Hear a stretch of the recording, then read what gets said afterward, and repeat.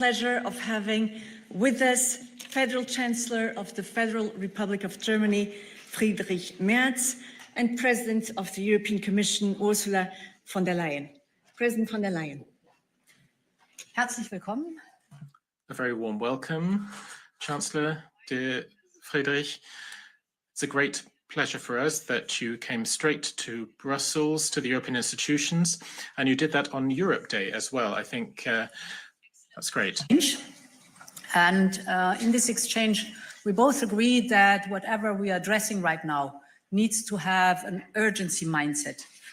Topics that we raised were, for example, competitiveness, a key priority of this Commission. And for competitiveness or improving the competitiveness of the European Union, we discussed 4 different points. The first is that it is crucial to close the innovation gap that we have. This requires adequate funding, but it also requires a conducive environment with a guarantee of freedom of research and freedom of science, which we are able to deliver. Second topic, we looked at the difficult topic of energy prices. We have structurally too high energy prices. We need to lower them. And for that, we need to invest massively in interconnectors, in grids, and in storage. We do not lack energy. We have a lot of energy production, specifically low carbon energy, but we lack the capacity to store it and the grid. We also looked at the topic of capital market. We need a deep and liquid functioning capital market for the whole European Union. In other words, our companies, wherever they enter the single market and the single capital market, they need to have the same entry point conditions. And we agreed that this is now the time really to push this topic forward and to make progress. So before the summer, we are expecting a big push forward on that topic. And finally, a topic that we also agree on, we must simplify and speed up, both at European and at national level, because simplification is key for our competitiveness. This is the aim of the now well-known omnibus initiatives that we are launching. We need to make sure that we can move forward swiftly now with the omnibuses in the Council, and in parallel that gold plating at national level also disappears. So this was looking at the internal market, but of course the external conditions are also crucial. Germany proves the point, a global powerhouse with close ties to European and especially foreign markets. Europe today is more attractive than ever.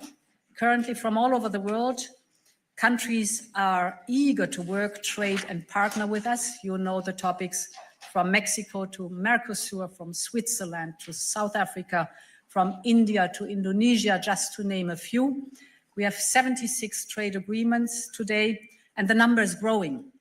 We would welcome to count the US among them, and that is why we have put forward a 0 for 0 offer, 0 tariffs on both sides of the Atlantic. We're ready to eliminate tariffs on industrial goods. And as you know, we are working intensively on a negotiated solution in the tariff question, a solution that is balanced, that is fair, that is mutual beneficial, and that strengthens both sides of the Atlantic. But if and where negotiations fail, we also will act, and that is the reason why we're currently consulting a possible rebalancing list. In other words, all instruments or options stay on the table. We discussed Ukraine. First and foremost, I think it is important that the 30 days ceasefire that has been proposed now by President Trump and President Zelensky is accepted and subsequently implemented.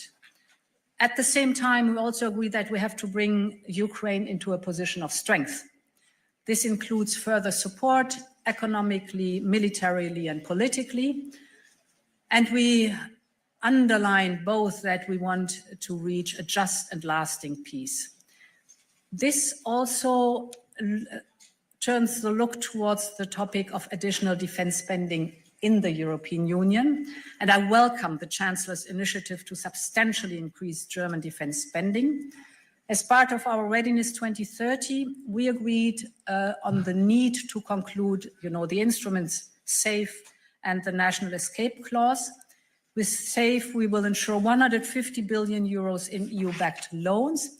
This is very important because it enables for us joint procurement. That's a program for joint procurement, but also for investment in the Ukrainian defense industry. Finally, we also discussed migration. I cannot say it often enough. Migration is a common European challenge and it needs a common European solution. It is with that spirit that we agreed the Pact on Asylum and Migration. Now it's important to implement it, to make it a reality. And this comes along with investment and a lot of hard work. I'm pleased to announce today that we will provide an additional 3 billion euros for that topic. It's the result of the midterm review. And with the pact, we will have stronger external borders, better ways to prevent secondary movement, very important here too, and faster asylum procedures. That is the internal work we're doing. On the external dimension, the second pillar is partnership with our neighboring countries, neighboring to the European Union. And these partnerships deliver. This year, the illegal arrivals are down by 30% already. That's good. And finally, there's a point where member states need to increase the returns. We know the fact that only 20% of those migrants that have a negative asylum decision are being returned to their home countries. Therefore, the Commission proposed or presented a proposal on return in March. For us, it's very important that now the member states and the European Parliament play their role. All in all, we have proven that together we can overcome the challenge of irregular migration. And I believe that we can continue to do so if we work hand in hand with full respect of our commonly agreed legislation. To conclude, Robert Schuman would have been happy if he would have seen the Eurobarometer that shows today that support for the European Union among citizens is at the highest level ever. And I think since more than 40 years, this question is being asked. This is a privilege, but it's also a big responsibility. People place their trust in us when we tackle and solve the big problems. They don't care which level is responsible, whether it's the regional, the national, or the European level. They want us to deliver and to deliver on the big challenges. Lieber Friedrich. Dear Friedrich, the fact that you chose Europe Day to visit us speaks volumes. It's a very important signal because you're making it clear that European politics for you is top priority. I wish you sincerely the very best and we're looking forward to working with you. Chancellor, thank you very much. Dear Ursula, ladies and gentlemen, thank you very much for coming. I'm very happy that today on the 9th of May 2025 that I can visit on the third day in office. I can visit the European institutions as the German Federal Chancellor. I have the privilege as the Chancellor to belong to a European institution for the second time in my life, this time the European Council. As many of you know, over 35 years ago, I started my career in the European institutions in the European Parliament. So in a way, I'm coming home to Brussels, coming home to Europe. I'm looking forward to getting started. I know it's important for us to cooperate in Europe. Germany needs to play a strong role, an active role in the European Union, and the German federal government is going to do so because the challenges that we face are big challenges and we can only meet those challenges together. And if you look at the founding documents of the European political project, you will see that Robert Schuman, the former French foreign minister, 75 years ago today, he said that the integration of the coal and steel industry wasn't just an economic project, but in fact, it was a deeply political project to finally get over the old rivalities between France and Germany by way of uniting their key industries, which were coal and steel back then. And so now we build on that continuous integration of industries by way of the European single market, which arose out of Brussels and Strasbourg, which I was able to play my part in helping to build. And I can feel this continuity of European development here. And I feel it is my duty to help this story move forward. And the Commission President said the European single market is not really quite as far along the path as it should be. And I've read the letter report, and I really have taken that as something that we need to get cracking with. The Draghi report also is another one which is very important, just as important as the Delors report from the 1980s, which were used as the foundation of our integration work back then. You mentioned the main points. Perhaps I can just speak from the German perspective. Strengthening EU industry's competitiveness is the central project for the coming years that we will focus on. Creating the right framework conditions to help European industry become successful is a central task. And we need to cut back European regulation. And so I'm pleased to see that we're going to get stuck into cutting back European bureaucracy and red tape with the omnibus regulations, and that is something that the German government will support you with, and we will make suggestions as to how to move forward, because we hope that we'll be able to repeal certain directives. The CSDD directive is one I always like to quote, the one on European supply chains, and we will be repealing the German law that was transposed on the basis of that directive. So that's just one example amongst many. We do need fundamental modernization and better framework conditions in the European Union. Let me also talk about the Capital Markets Union.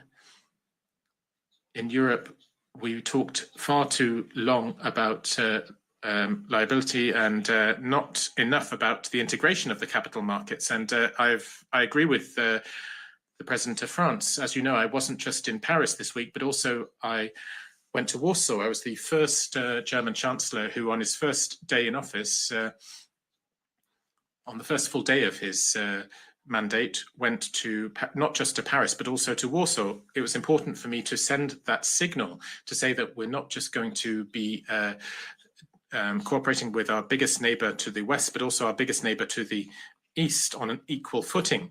Now, there were a number of conflicts. The largest of those, of course, is the one in Ukraine, and I'm grateful that the overwhelming majority of heads of state and government in the EU agree that we stand on the side of Ukraine, and we will continue to support Ukraine in its fight against the Russian war of aggression. And we need to make progress on trade policy as well. That is another big challenge that we face since the change of government in the United States. As you know, I had a long phone call yesterday evening with President Trump, and we talked about these two topics as well, about the war in Ukraine. We support the American president's initiative to call for a 30-day ceasefire, which would begin today. That is going to be a test of how seriously Putin takes such agreements. Not just today, of course, which is being celebrated in Moscow as a victory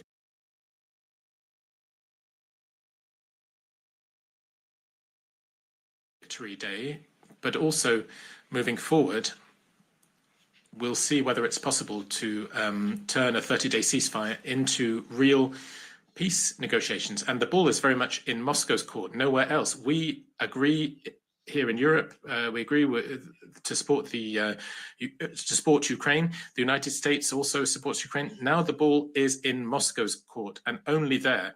They need to show the government in Russia is serious about peace in Ukraine.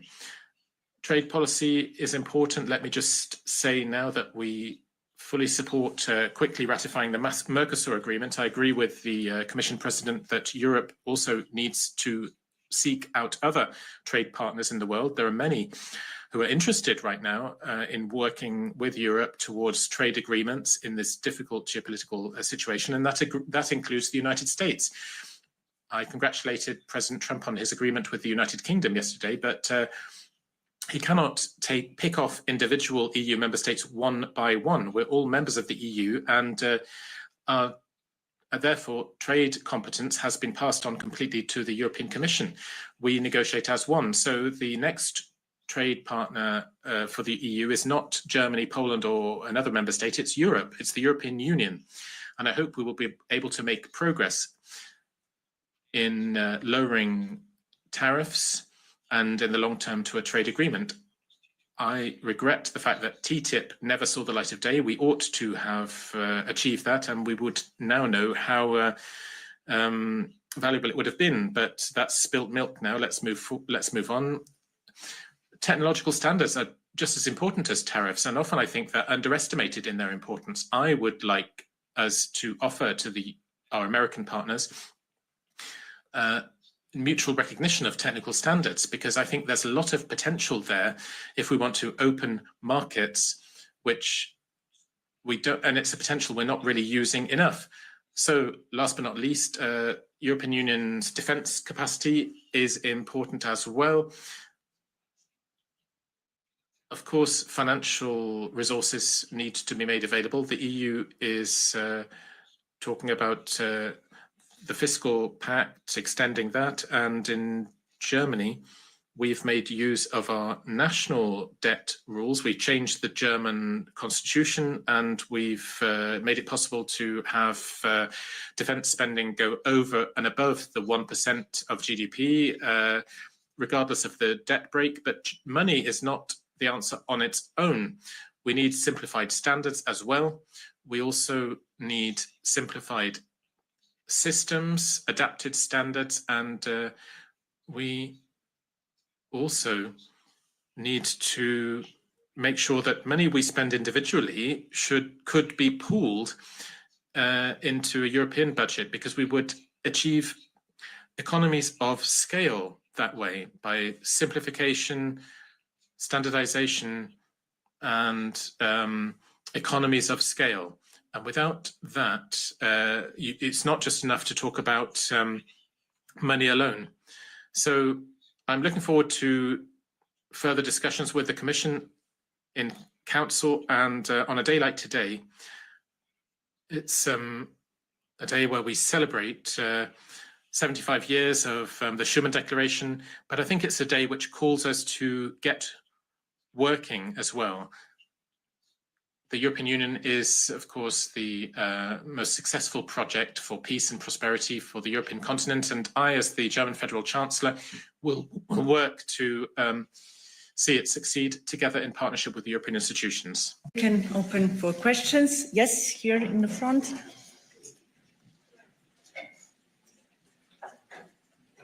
Ja, vielen Dank für die Frage, Thomas Gutschka von. Thank you very much, Thomas Gotschka, FAZ. I'll be putting my questions to you in German. Chancellor, just now in the other press conference, you said that the turning back people at the German borders that you have ordered is in line with European law. Now, European law prescribes that it does need to be looked at who is competent in these matters, and you seem to be deviating from that. Could you outline once again why you believe that that deviation is in line with European law and how you're going to justify it? Because the figures, as the Commission President has said, have gone down, both irregular migration and asylum seekers. The numbers have gone down in Germany, so how can it be justified? And then a question to the Commission President. Do you share the Chancellor's view that the measures taken at the German borders are in line with European law? And if not, will you be launching or looking to launch an infringement proceeding against Germany? Herr Gutschka, ich will das gerne. Yes, Mr. Goshka, I can reply to that very clearly. We're looking at two different levels here. On the one level, we here in Europe generally have the possibility to implement border controls, and we do make use of that right. I am a proponent of the European single market and the Schengen area in particular, and I want to communicate that to all fellow heads of state and government in Europe who may be worried that this would escalate. We don't want to reduce cross-border traffic. We don't want to impose any difficulties there. It's a huge benefit that we have, the Schengen area, and we wish to maintain it. Now, the Schengen area and the Dublin regulation states that asylum must be claimed in the country of first entry, and generally speaking, that is rarely Germany, except for Switzerland. We have no external borders, and Switzerland is part of the Schengen area. So claiming asylum, independently of whether we're talking about European or German asylum law, claiming asylum at a European Schengen border shouldn't be possible. And the previous government already was implementing these return measures. We know that this is only possible for a limited period of time. And when talking to the Polish Prime Minister in Warsaw the other day, I said this very clearly, that we don't want to leave the securing of our external European borders only to those who have those borders. We're not talking about Polish external borders or Polish borders belonging to other member states. They are European external borders that we, as Germany, who do not have an external border except for with Switzerland, need to support. And we will face that challenge. We will stand up to that challenge. We know that irregular migration in administrative terms can only be solved within the member states themselves, and therefore the measures that were announced yesterday in Berlin enjoy my full support. We believe that they are the right measures and that they are also legally sound. To the answer, as things stand, member states can introduce border controls in their internal borders. This has to be within the framework of the rules that abide to that topic, and it has to be time limited. A second precondition is that it has to be closely coordinated with the Commission. As I understand, yesterday the Commissioner Magnus Brunner had a phone call with the Minister for Interior Affairs in Germany, but it also has to be closely coordinated with the neighboring countries. And as I understand, Germany is connecting with the neighboring countries and discussing that. What is the dilemma that we have at the moment being? At the moment being, we're still working with, if I may call it, the old legal framework. And this legal framework had and has its deficiencies. We know that. This is the reason why we agreed on the new Pact on Asylum and Migration, which looks differently to these topics. It is, first of all, much more strengthening the external borders, the common European external borders, and they're having a unified approach to conditions of entry to the European Union, you know, all the screening mechanisms, etc. Secondly, it clarifies the fine balance within the European Union of responsibility and solidarity. And now we are in the interims phase that makes it so difficult, that we have the deficiency of the old law, but the new law is not yet implemented. The new law would not create any problems for these topics, but offer solutions. Of course, you have to work on these solutions, you have to implement it, it's hard work. I do not want to underestimate that one, but this is the dilemma we are right now in. Therefore, my call also to implement as fast as possible the new Pact on Migration and Asylum, because many of the open questions are being solved in that one too. Thank you. We take a question in the back. Jorge.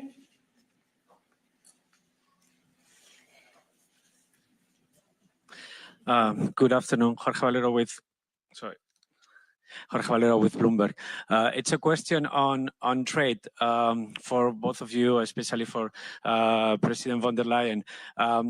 If you could update us on the progress made, if any, in Washington this week in these technical talks to scope, what could be the potential landing zone, if there is any progress in this regard that could materialize on a specific proposal from the Commission side for the Trump administration. And if not, do you think that the announcement of the potential, the new list of worth 95 billion euros of US goods could bring us closer to this amicable and negotiated solution? And the same question for the Chancellor. And then a second question. If after Trump, President Trump yesterday said that yourself, you are a fantastic leader, do you think that now you are closer to visiting the White House, and when could that be? So thank you very much.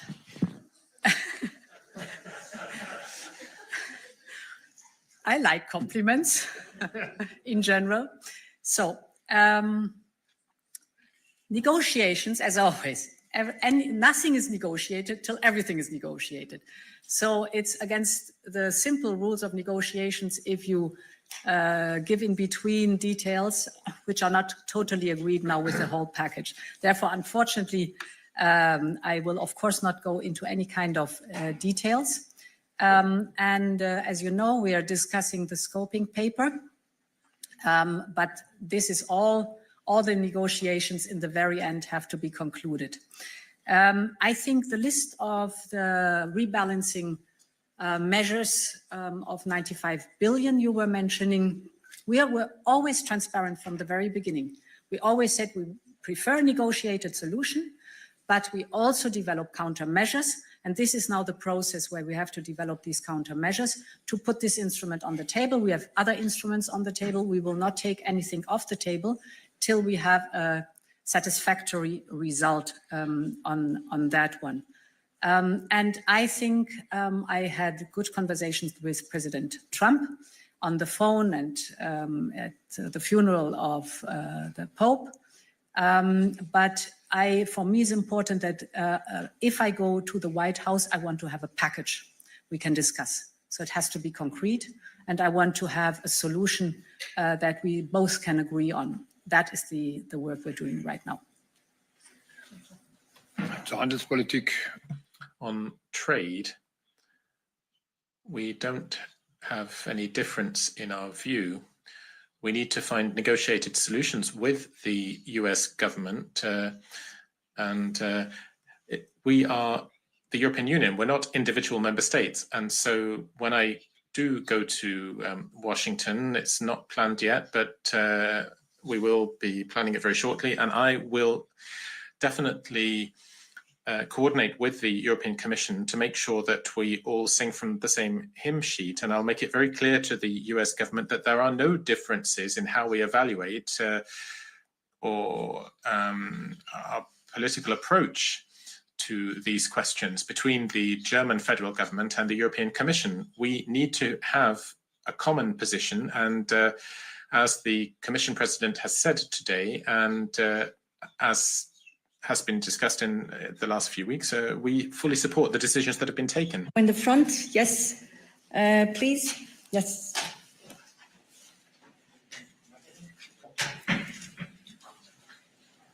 Very much. Hubert Wetzel, Süddeutsche Zeitung. Herr Bundeskanzler, ich würde Sie... Süddeutsche Zeitung, Chancellor. I wanted to talk about funding for defense in the EU. Your predecessor always strictly rejected common debt. And my first question is, will you be continuing with that stance? And if yes, would you be in favor of freeing up funds within the regular EU budget by shortening cohesion or agricultural funds, for instance? I generally share the view of the former German government, which is that it cannot become the rule that we go into debt at EU level. There can be exceptional circumstances, such as during the COVID pandemic, and another situation we currently find ourselves in is stocking up our defense capabilities. But I cannot preempt discussions within the federal government and discussions with the European Commission, but it should remain an exception for the European Union to go into debt. That is enshrined in the EU treaty, and I believe that it's also important to remain the exception to ensure that we can service those debts at member state level. I am concerned about the increasing debt that governments are going into, not just in Europe, but in the United States as well. And I do wonder to what extent the refinancing, not just of the debt, but also of the interest rates, is going to be possible. We can't go into never-ending spirals of debt. So what we need to do is look for joint solutions, but it's not just a question of money, as I mentioned, it's also a question of efficiency. And there are three big concepts when it comes to efficiency: simplification, standardization, and scaling up, economies of scale. So the three S's for efficiency, and that's going to be a very important point in all of my discussions in the coming weeks and months. Thank you. Wish you a happy Europe Day.